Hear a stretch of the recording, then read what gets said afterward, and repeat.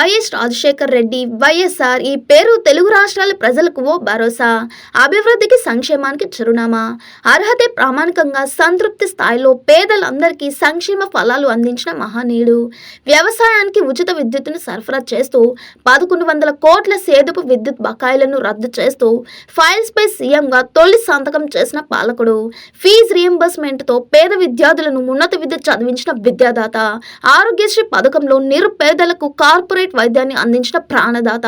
పంట పండినా ఎండినా నష్టపోమనే ధీమా రైతులకు కల్పించి వ్యవసాయాన్ని పండగలా మార్చిన రైతు బాంధవుడు.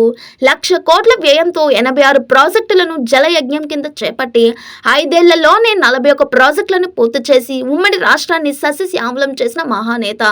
పారదర్శక పారిశ్రామిక విధానంతో పెట్టుబడులు వర్ధెత్తేలా చేసి ఉపాధి అవకాశాలను పుష్కలంగా కనిపించి 3 పోర్టులు నిర్మించి ఎగుమతులకు రాష్ట్రాన్ని కేంద్రంగా మార్చిన ప్రగతిశీలి.